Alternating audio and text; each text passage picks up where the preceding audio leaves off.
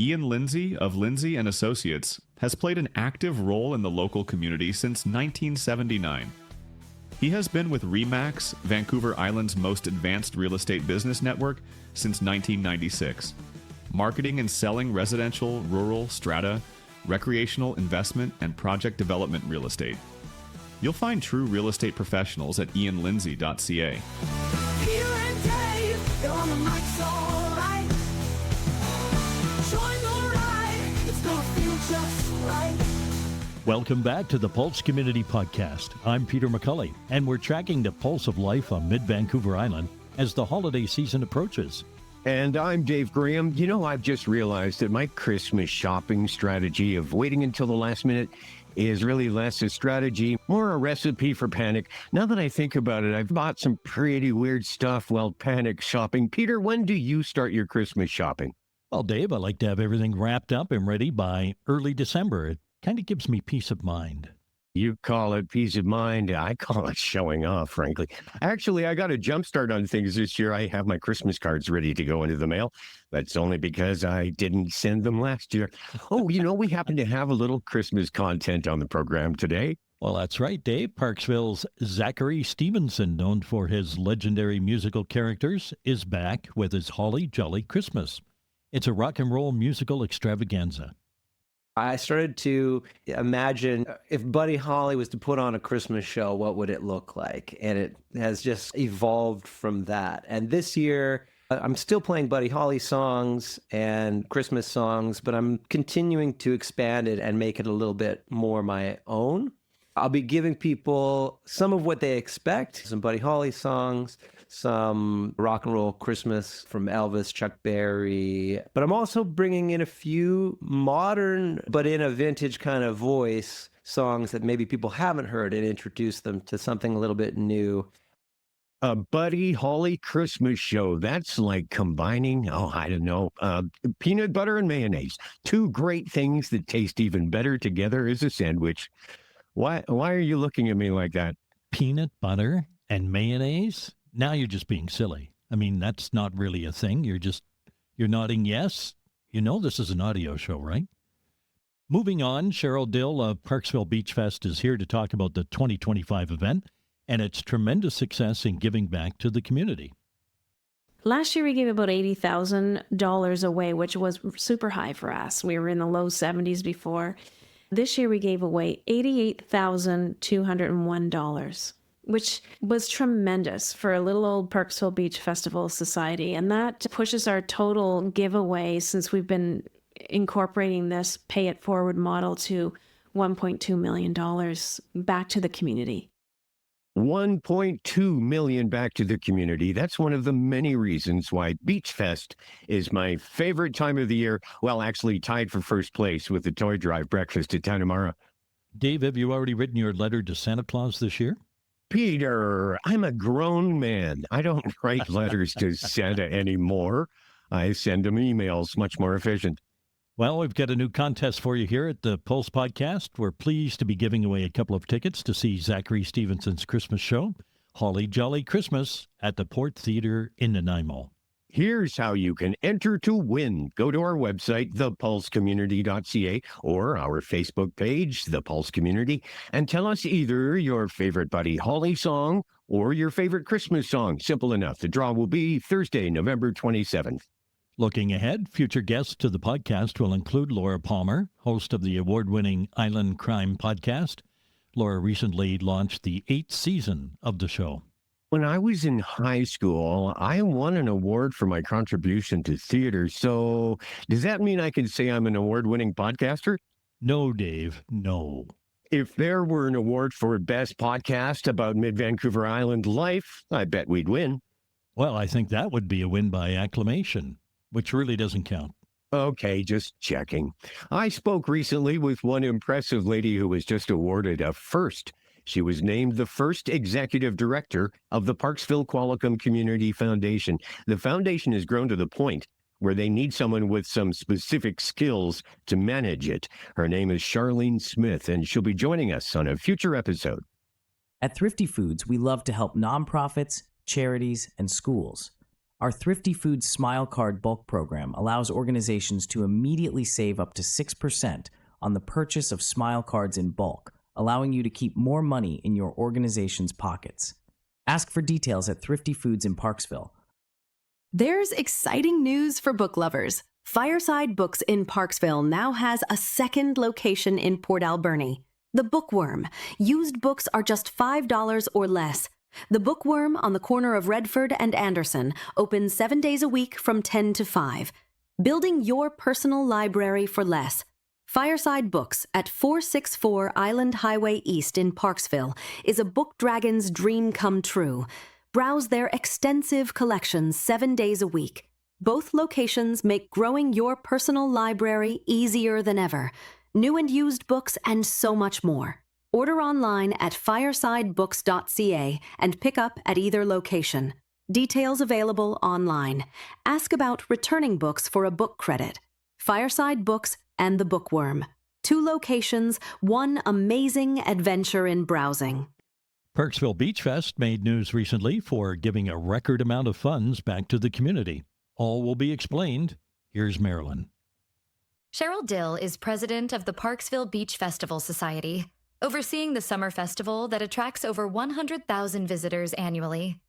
The 2025 festival successfully relocated to a new venue within the community park, featuring the world-renowned Quality Foods Sand Sculpting Competition and 5 weeks of entertainment. Cheryl, welcome to the podcast. Nice to see you again. It's always great to see you, Dave. And thank you so much for this opportunity to share some great news about Beachfest. Yes, I'm delighted to be here to talk about great news, and congratulations on another successful summer event. Can you tell us just how many people did end up going through the gates of the sand sculpting competition/exhibition? Yes. We were hoping for an increase over the previous year, and we did have an increase over the previous year. So we were at 119,092 visitors that walked through the gate, and those wonderful gate ambassadors showed them the way and made sure that everybody was having a great time. Maybe we could take a moment here for you to explain this wonderful loop we have going with the community supplying manpower and you giving back to the community. How does that work? Absolutely. Really, volunteer engagement is our mandate. The wonderful thing about volunteers is it includes the community. For an event that draws almost 120,000 people over a 5-week period into the community, if you didn't have the support of the community, it wouldn't be successful. And so this volunteer engagement is one way that we ensure that people are part of the event. We listen to what they have to say, and they give us feedback every year about how the site is working, what people are saying about the sculptors and about the sculptures. And as a result of their integral role, we take a portion of those gate donations and give that back to those volunteer groups.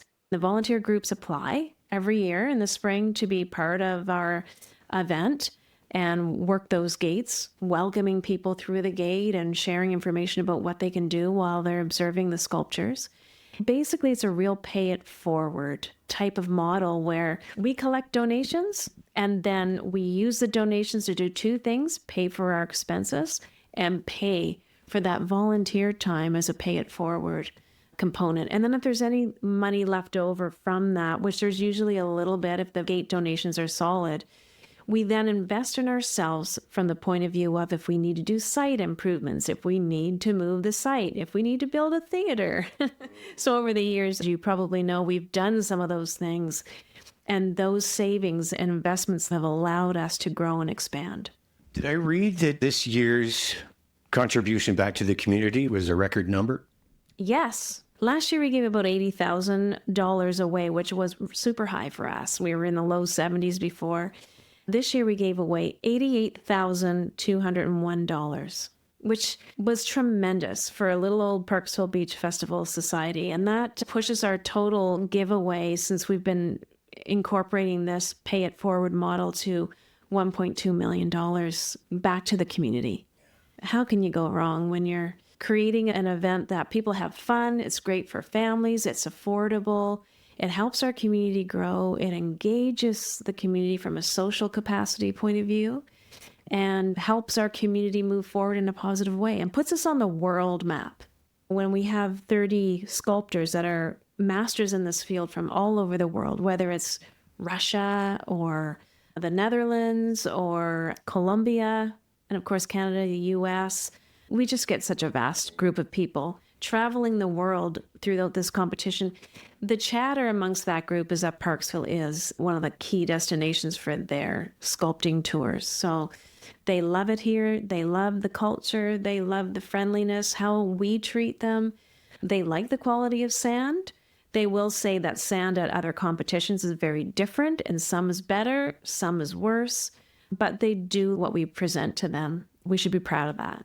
I'm wondering if your impression reflects mine at all in terms of from year to year and over the years, is the quality of the work not just topping itself year after year? I think it is. Here's the cool thing is that the sculptors that come back every year, they learn from what they did in the previous year, and they learn how to manipulate that sand, how that grain of sand works next to the next grain of sand, and what they can do to make the sculpture taller or have more cut-throughs or just be a quirky design that was responsive to the public. And we do all the voting from the public as to their favorite sculpture. Yeah, they learn and they push themselves. And I do think the quality is even better each year. Just going back briefly to the community groups that were involved and split that massive pot. Can you talk about what kinds of groups get involved in this? Absolutely. First of all, when groups want to be involved, we have an application process. And in that application, we identify that they need to be a philanthropic type group so that they give back to the community. It's for a worthwhile cause. They may be filling a gap in the community that there's no other service for that. Every year, we strive to have groups that know our process, that have been part of our process before, and that worked well with our process in terms of what they need to do as volunteers at our event. And then also we strive to have a few new groups in there and keep the number of groups to about somewhere between 20 and 25. So this year we had 24 groups. We did have 2 new groups that hadn't worked the gates before. I know one of them was the Craig Heritage Museum. They were such a gregarious group and they were happy to be involved in that because they do such good work for the community.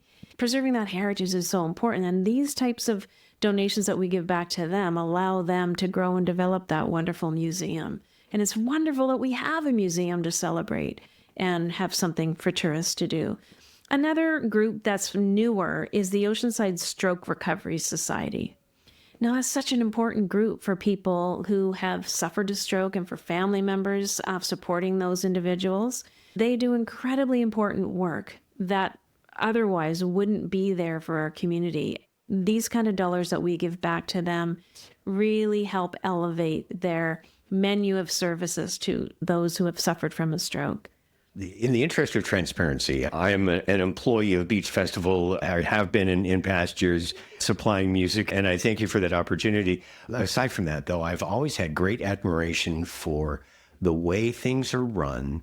Processes have been evolving from year to year. Just as the sculptures get better at what they do, so do you and the rest of the crew at Parksville Beach Festival. And here's my opportunity to express to you my gratitude and appreciation and admiration for what you and Beach Festival Society can do, the level you have brought this event to. Indeed, worldwide attention. And it is a world-class event. So congratulations and thank you. Dave, you're giving me goosebumps. It really is an elevating experience for all of us as volunteers, and also those who are contractors like yourself, who we rely on that level of expertise that we as a volunteer group just don't have.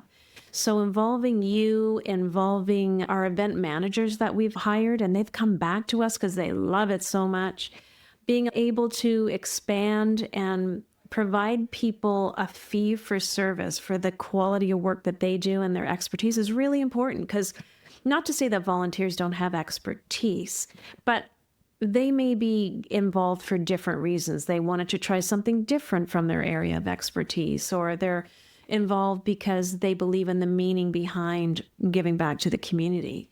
As much as volunteer focus is a priority for our society, we also recognize the importance of not only the social capacity that we want to enhance, but also the economic capacity. And for us to be able to hire people and engage them in this way is really important. And we have some fantastic people that we work with, not much different from you. So we're very lucky to be working with you. How was the new site in terms of meeting expectations and whatever is important to you for this event? You know what? It turned out to be a very positive shift. But I will say, we as a society, we were really nervous about leaving the old site, leaving that wonderful circle that has embraced our event for so long, and we're so comfortable in that space. We felt like we were sticking our necks out a little bit. The park needs to change and shift as events grow and the demands on the park grow. We have the benefit of working really closely with the city, and the city has some wonderful goals in place to preserve that jewel that is in our community, Parksville Community Park. They can't do that alone. They need to rely on input from the users and support from users like us. We were happy to contribute quite a significant amount of money towards that move, and to have some input to work with their wonderful staff. We worked with Candace and Graham. They've been just key to our success. The shape of the site changed. We were worried about moving from a circle to a rectangle, but it seemed to work well. The sculptures were spread out nicely. At the back of the site, we had lots of room for our lunch with the castles and for our sculptors to gather during lunch, because we do take care of them, make sure they have enough energy. But the best part is that it was very close to where there's a significant area for parking. And so great for visitors, very quick to walk up to that site, wheel over to the site, bike over to the site. Also for setup and takedown, when we're relying on contractors to bring in the sand and to bring in the fencing and do all of that prep work before and after, it was so much more smooth for our event management team and for all of us as volunteers. That was probably the best thing for us from an event management group point of view. We're happy with that. We've learned from the new site what we need to do to potentially tweak it, and we're going to be talking with the city about some small tweaks to maybe make the space, the movement within that space, a little roomier. What about terms of expansion, or are you happy with the number of artists that you have and the way things are? We added one more sculptor in there, and that worked well. We always have more applications than we can account for. So if we can take a few more applications next year, it will just be a gradual expansion, I think, because the budget is impacted by that. We have to pay for their travel. We have to pay for their hotel. We have to pay for their food. And we pay them to be here as a presentation fee. And if they are successful, they win a prize too. We have to think about managing that component. But we feel like we have a little bit more space right now to continue with that additional sculptor. And if the city can work with us to expand a little bit in terms of the length, we might be able to get in another one. But we have to see how that goes. As in past years, you featured a world map and people are invited to point out where they're from. And aside from questions as to how many people really did come from Madagascar, it does, of course, show that this goes back to the whole worldwide scale of this event, that people literally do come from all over. And do you find yourself impressed and surprised each year? My goodness, I think that's what brings our volunteer gate ambassadors back every year, is engaging with the people through the gate that are not just from BC or Canada or the US. They're from all over the world, indeed. They're from Finland, Denmark, Russia, Japan, all kinds of islands, and yes, Madagascar. And you're saying, what? Why are you coming here? It's because it's wonderful here, and what makes us appreciate what we have. We used to track that because we used to have people sign in. Joan Lemoyne was adamant about the guest books, and you can imagine how many guest books we would need for 120,000 signatures. But she meticulously would go through there and record what percentages from Vancouver Island versus BC versus other provinces in Canada versus which state versus what country out there, and it was amazing. Of course, the majority of people were from North America, But there was a significant component when she was doing that level of data analysis. You didn't realize Joan was a statistician, did you? She was bound and determined to see someone from that one state that was missing on the signature book or whatever it may be. So for years, we did really look closely at where are people from. So yeah, there might be a little bit of play on that map, but really, we do get people from all over the world right here in Parksville. For those who are unfamiliar, briefly, Joan Lemoyne. Joan Lemoyne was our honorary director for Beach Festival, and she was one of the instigators behind bringing Parksville Beach Festival back to the beach, back to Parksville Community Park. It was shut down because there was some shenanigans going on here. It escalated into a very scary situation in the community where there was a riot. So from there, Joan and a lot of other volunteers in the community said, how can we bring this back and how can we manage the risk and make it successful? She, along with, a small group of maybe 6 or 7 people did, we owe them a lot of credit to create what we have today. Joan was on our board for years. She was, our most amazing ambassador, always recruiting, whether it was volunteers or directors, always spreading the word in her travels about what we did. The sculptors loved her. And sadly, we lost her in, I think it was 2022. It was very sad. She didn't get a chance to see our theater. She didn't get a chance to see the new site. But Beachfest was at her heart. And the essence of who Joan Lemoyne was about giving back to the community is what all of our directors on our board possess within their hearts too. She's in our memories and in our hearts. And that's what we bring forward when we are doing this wonderful volunteer work. The theme for this past year was Circus by the Sea. How was that received by the public and the artists and everyone else? You know what? We thought, how is this going to work? What's a Circus by the Sea theme going to look like? The sculptors never cease to amaze us as to what they come up with. So you saw juggling mermaids, you saw elephants in bikinis. Gosh, there were so many beautiful sculptures. All kinds of different takes on what it meant to be at a circus and incorporating seaside. So it was a wonderful thing to incorporate a theme this year. The sculptors loved it. We had lots of positive feedback from the public too. And of course, the kids just loved going through there and doing the scavenger hunt and finding all those special circus-related theme elements. You always have wonderful entertainment every summer, and Chilliwack doing a farewell tour just was magnificently timed. How did that play out for you in terms of success and reception? We were so proud to be part of their Farewell to Friends tour.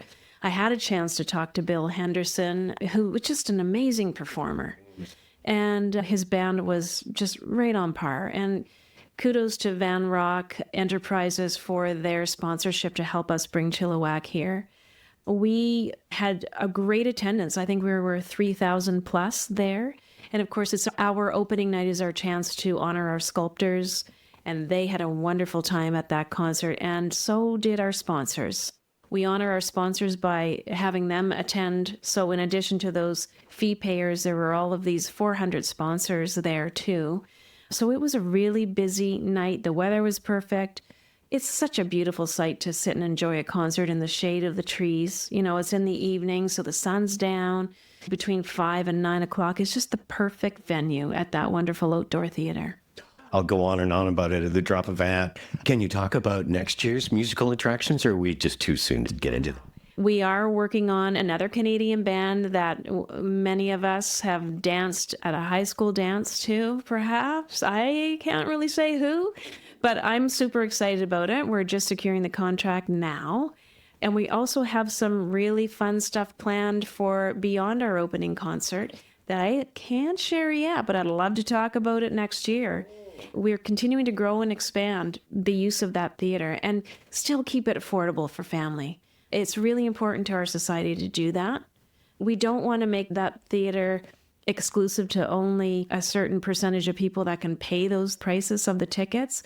The expenses are still there, but the extra donations that we have at the gate for sand sculpting, the sponsorships, the ticket sales help us keep that theater operating and affordable for renting and also affordable for people to come and enjoy.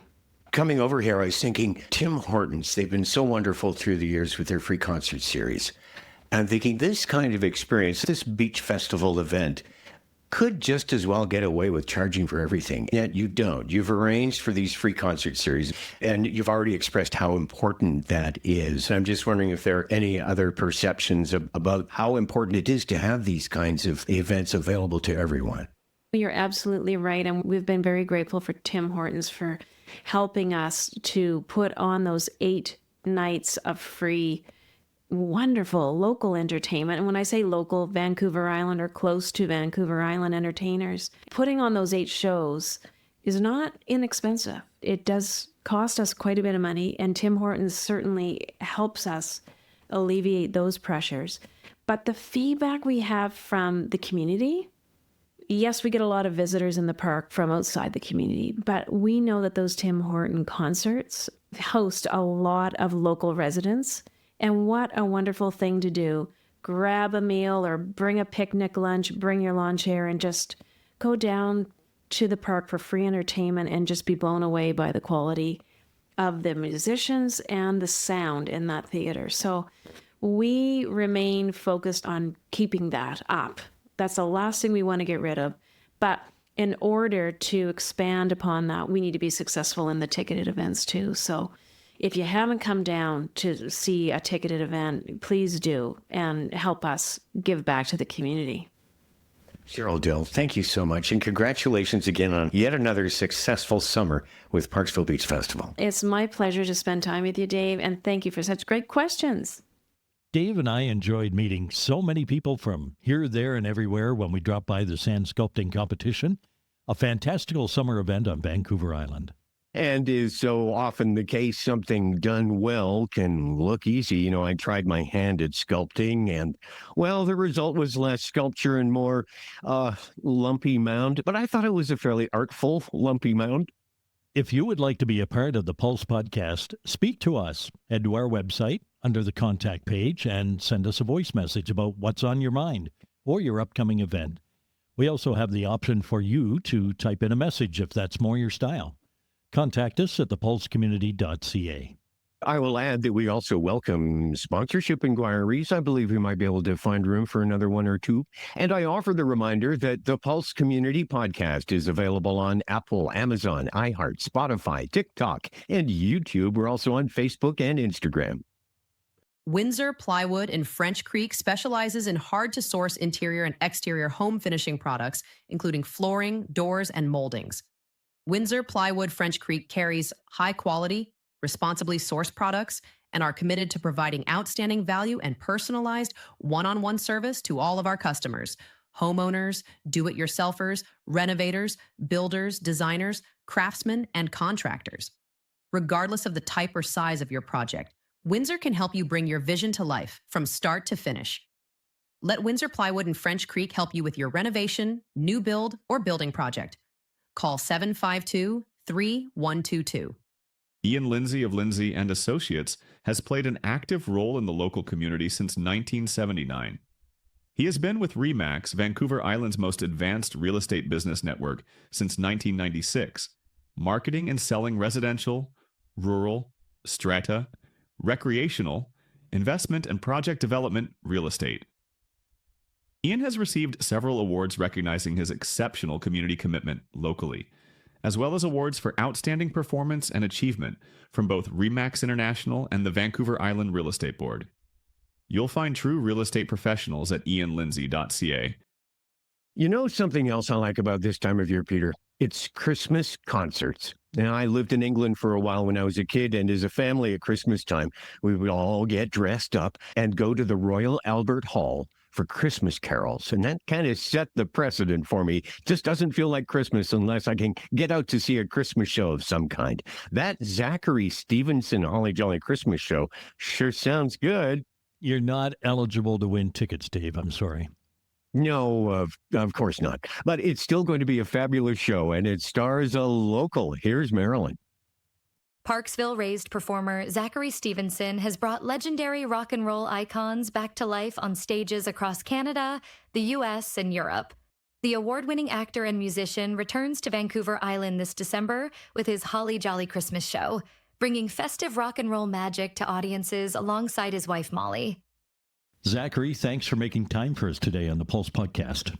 Oh, my pleasure, Peter. Thank you for having me. You grew up in Parksville. What do you remember most fondly about those years? Many things, many things. Growing up in Parksville, I realize what a privilege it is to grow up on Vancouver Island. Now that I'm an adult and I've spent time working and traveling and living in a whole bunch of different cities. When I was a teenager, I started to feel like Parksville was a little bit boring. You know, I was kind of growing out of it. Like many people, I moved to the city. But now, every time I come to Parksville, I think, wow, what a beautiful place this is. What an awesome place it is to live. You got the community park. I always go down, every time I'm visiting, my mom and I go down to the boardwalk just to take in the view there, the scent of the ocean. There was a lot available to me as a kid, both at school and just in the community and at home. We grew up on a small apple orchard up on Forno Way at the edge of town. So I have many fond memories of picking apples, working on the orchard to earn some baseball cards and things like that. Long walks into town with my siblings, you know, to go rent a video at Crazy Mike's video store. Lots of fun memories at Bolinas High School, doing the plays there, getting involved in the arts, choir, big band, whalebone theater. I had some really great teachers. I was fortunate to grow up in Parksville. Have you been back since the completion of the outdoor theater at the community park? What an amazing, hats off to Lloyd Derry. It's incredible. He had a vision for it and really rallied the community behind building it. He actually approached me a couple of years before it was built when I was doing a show at the Chemainus Theater and showed me blueprints for the plans as he's putting this together. It was very ambitious. Admittedly, was a little skeptical. Sometimes you have these great plans, especially when it comes to the arts. It's not always easy to get support and funding to do things like that. But what an incredible accomplishment. It's a great space. I got a chance to play at the inaugural Rock the Park Festival. Such a fun space. Obviously, it's a nice venue for the community and for the patrons, but it's also really well designed for the artists, for the backstage amenities they have there and dressing rooms built into the back of the facility. It's so cool. How did Parksville and Vancouver Island in general shape you musically? In several ways. Like I mentioned that I had some really great teachers. In the beginning, my parents put me in piano lessons, and my teacher was Faye Smith in Qualicum Beach. And I went every Friday for many years. I went through 8 grades of conservatory with her. That was really the foundation of all my musical training. Then my family, we all really love music. Everybody plays or sings something. We love the Beatles, things like that. We sing together, parties, or just jam for fun. I was always encouraged to play music in my household. In school, Oceanside has some pretty nice musical opportunities and teachers. In high school, Rick Robson, great teacher. He's retired now. I played saxophone in the school band. I got involved in the choir. And then Whalebone Theater, which Rick was also a part of. And then Doug Campbell, who's still there teaching drama at Bolinas. I did some musicals in high school. That really launched my interest in pursuing it professionally. And if those opportunities weren't there and it wasn't encouraged, I would have taken a different path. When did you first discover your ability to channel some of these legendary performers that you played? I've always enjoyed singing, just for pure joy. I didn't really think at the time, oh, this is something I'm going to do professionally. I just enjoy singing songs. So I went to UVic. I took some music electives on the side, but I was in the theater drama stream. And I think the combination of exploring characters, dissecting what makes someone who they are, backstory, physicality, and then, of course, voice. What are the elements that affect how someone speaks? Of course, it's upbringing, regional dialects, language, all that kind of stuff. Studying that, then combining that with an interest in music and singing, it just came together in a kind of a natural way. Actually, the very first singer that I, for lack of a better term, mimicked is a singer named Phil Oakes. He's a folk singer from the 60s era, came up alongside Bob Dylan, Joan Baez, that folk song revival. I got really interested in his songs and story when I was in my final year of college and decided I wanted to put on a one-man show about Phil. Just wanted to really immerse myself in becoming Phil with what I was learning through the theater program and just honing my guitar skills and voice. And by incredible happenstance, there was a one-man show that had been written about Phil. Phil is relatively obscure, but there was a show written about him by Ross Dupre, an island local. And I just got his number, called the mom and said, hey, I hear you got this great play about Phil Oakes. I'd love to do it at school as a graduating study. Can I get a copy of the script? And the rest is history in a way. He was really encouraging, gave me a copy of the script, and I put it on as the last thing I did at school. I felt really proud of it. I thought I was able to capture the sound of Phil and his character essence. And as a lot of BFA holders will tell you, the next couple words are, now what? I knew that I had this show that I was really proud of. So I took that, just started cold calling concert producers and folk festival bookers and things like that, or I would just go and rent a space myself and put on the show. That's really how the whole thing kind of started rolling. Then I started to develop a reputation as someone who is musical, who can play guitar, has some acting skills. When those other roles came up, I got some invitations to audition for, say, Hank Williams, The Show He Never Gave, The Buddy Holly Story, $1 Million Quartet, roles like that. So it all comes back to that Phil Oakes show, The Ballad of Phil Oakes. It's fun to talk to somebody who started here and then performed across Canada, across the United States, internationally, the United Kingdom, Netherlands, Belgium, Germany. But you always loved coming back to Vancouver Island.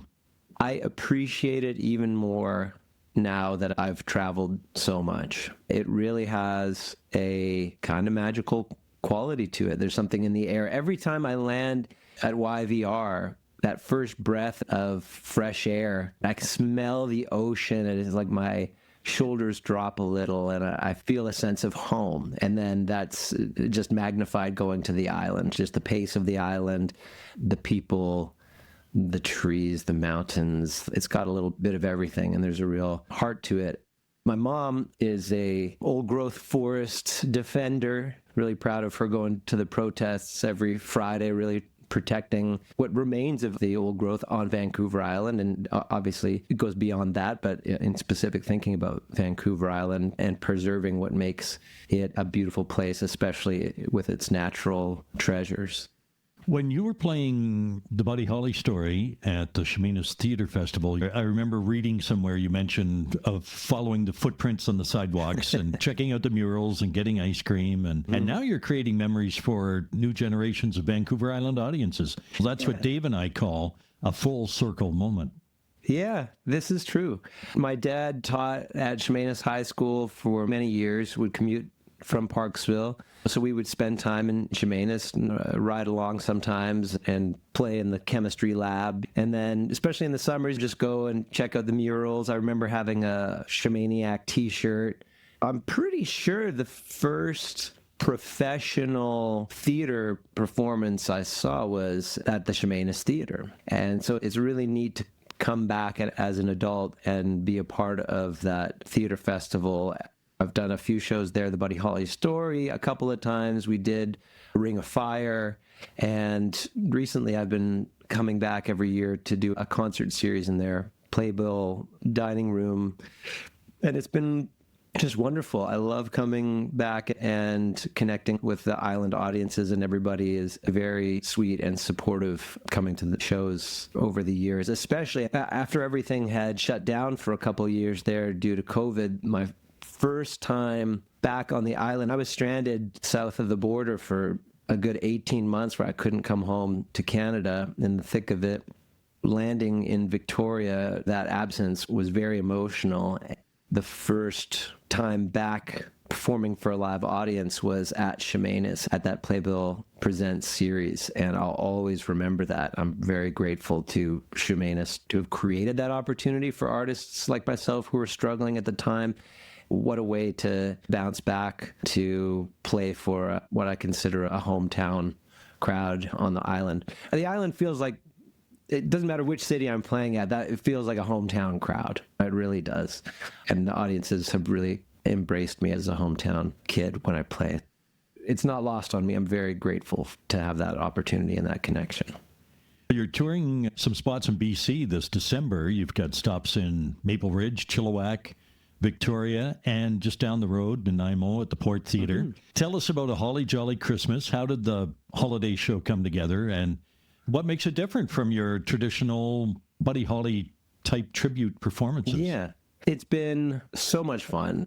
Back when I was doing the Buddy Holly story in 2010, a producer of tribute type concerts approached me about joining one of their shows. It was with an Elvis, a Fats Domino, and a Roy Orbison performer. I had some trepidation. I thought, oh, I'm an actor. I'm not a impersonator. I don't know if this is for me, but I thought, oh, what the heck, I'll give it a try. And our first shows were actually in northern BC, in Terrace and Rupert. Those audiences were so energized and appreciative of the show that we brought up there. And I thought the spirit of these shows is unpretentious and really fun. From that moment on, I've really enjoyed doing the in-concert tributes to some of these artists. So I've done the Buddy Holly show all over. We did a rock and roll Christmas show one year, and then it just grew from there. I started to imagine if Buddy Holly was to put on a Christmas show, what would it look like? And it has just evolved from that. And this year, I'm still playing Buddy Holly songs and Christmas songs, but I'm continuing to expand it and make it a little bit more my own. I'll be giving people some of what they expect, some Buddy Holly songs, some rock and roll Christmas from Elvis, Chuck Berry, but I'm also bringing in a few modern, but in a vintage kind of voice, songs that maybe people haven't heard and introduce them to something a little bit new. I have a version of Santa Claus is Coming to Town that I arranged in E minor, which really has been a hit with the crowds. Gives the lyrics a little bit of a different mood, and even have an original song that I've included in the show. And so it's a real variety show. Deck the halls with boughs of holly. 'Tis the season to be jolly. Don we now our gay apparel. Troll the ancient Yuletide carol.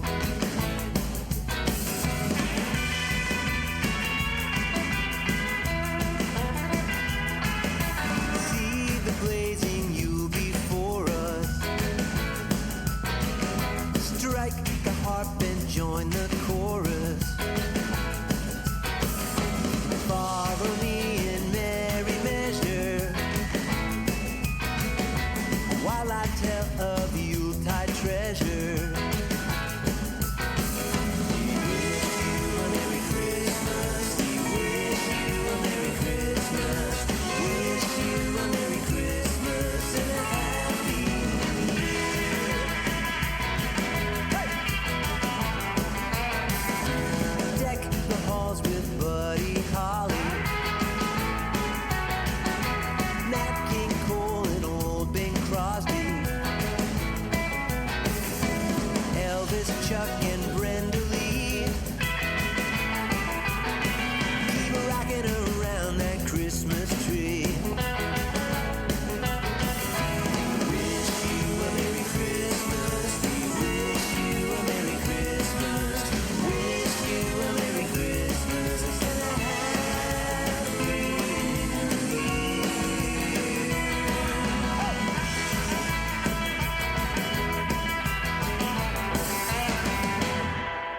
Zachary's version of Deck the Halls.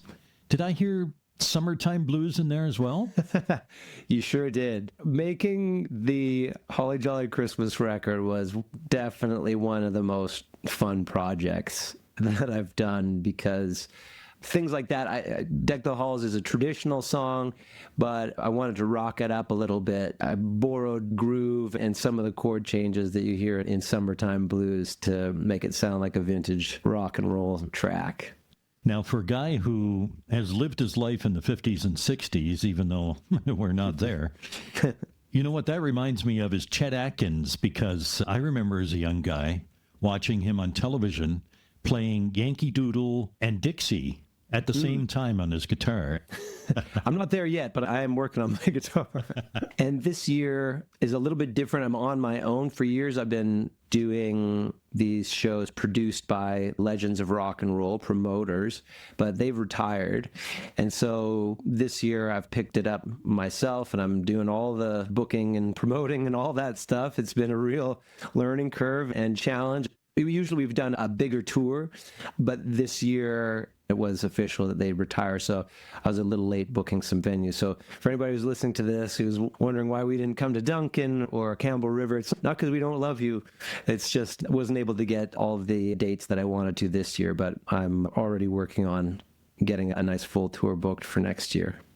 Now, you perform with various ensembles, including the Lovettes, the Fortunate Sons, who have just been here. You've been featured at festivals. Switching those hats constantly, that must be a little dizzying some days. That is a good way of putting it. Yeah, I feel a little dizzy right now, to be honest. I've got many irons in the fire. Later this week, the Oh Boys, my original trio, we're going to do a show live to radio here in Chicago, and then I'm flying back to the mainland, and I'm doing my Dead Ringer cabaret in White Rock at the Blue Frog. Then a couple days later, a Buddy Holly show on the Sunshine Coast, and then it's only about a week away before we start the Holly Jolly Christmas tour. It can be a lot. I've got a lot of lyrics in my brain at any given time. And you must pack a lot of suitcases for all those costumes. Oh, man, this is the challenge. See, people don't realize that half of my suitcase are my show clothes. I only have one half of a suitcase to pack anything that I want to wear. So if you see me wearing the same thing over and over when I'm not on stage, it's because I just don't have room. Now, you mentioned living in Chicago. How long have you been living in Chicago, and how did you land there? I've been on and off here for the last 7 years. Back in 2013, I met Molly, one of the Lovettes, who is now my wife. And so when we got married, she was ready to move out of Kansas City. I was in Vancouver at the time, and we thought about maybe considering taking those big leaps, go to LA, go to New York.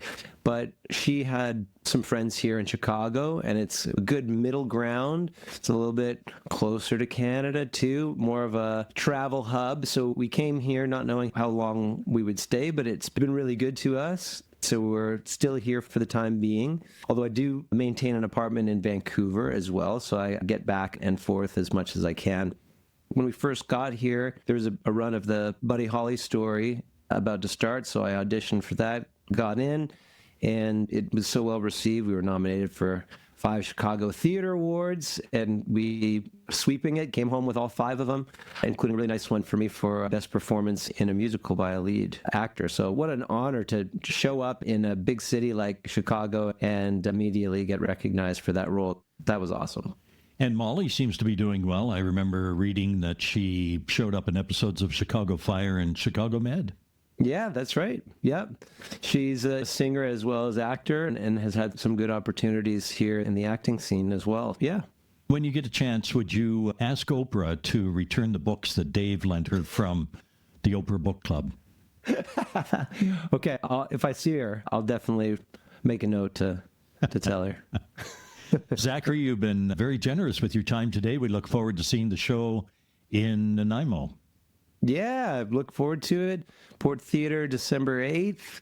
Still got some tickets left, but it is selling pretty well, so don't want to wait around too long. Zachary Stevenson. Again, the Holly Jolly Christmas Show coming to the Port Theater. Enter to win tickets through our website or Facebook page. And the Pulse community has so much more to offer. Last week, our expanded podcast family included a football podcast with Aaron and Jonathan Fraser from the Courtney Comox area. They talked NFL, CFL, and offered a bonus downloadable recipe from Chef Jonathan. Last week's recipe was Cincinnati-style chili. Oh, chili. That's one of my weaknesses. Love my chili. Chili and chocolate. And chicken, Cheetos, chutney, chips, cheesies, chalupas. You know, food that starts with ch is a wonderful group. But I digress. New members of the Pulse community include Parksville councilors Joel Grenz and Sean Wood. The nonpartisan hacks took listeners behind the scenes of municipal advocacy work that directly impacts Vancouver Island taxpayers. And Sean Wood's announcement to run for mayor of Parksville in October of 2026. And cherries. Can't forget cherries. Our Skookum Kids story last week featured Captain Dave and the crew of the Mellow Submarine making a special delivery to the Tanamara Joy Drive. This week, Peter and Gracie the Eskimo dog make a special Christmas gift for Peter's mom. Our kids' stories now offer coloring pages to go along with each new episode. And our Radio Archaeology Classic Radio series this week features an original episode of Dragnet featuring Sergeant Joe Friday. You'll find these podcasts and more at thepulsecommunity.ca. Oh, Christmas cake, chowder, cheddar, chorizo, chives, chimichurri. Yep. Point made, Dave. Thanks. Chunky Kit Kat, Chuckles, Charleston Chew, chocolate cherry cheesecake. Okay, it's time to wrap this up. And hey, don't forget about writing those letters to Santa. It's a tradition that brings joy to children everywhere. And to adults who are children at heart. Champagne, Chablis, and Chardonnay. I hadn't even thought about beverages. Oh, chai tea, chamomile. Oh, man, I could be at this all day. Here come Peter, here comes Dave. Oh, listen. Bringing stories, making waves. No missing.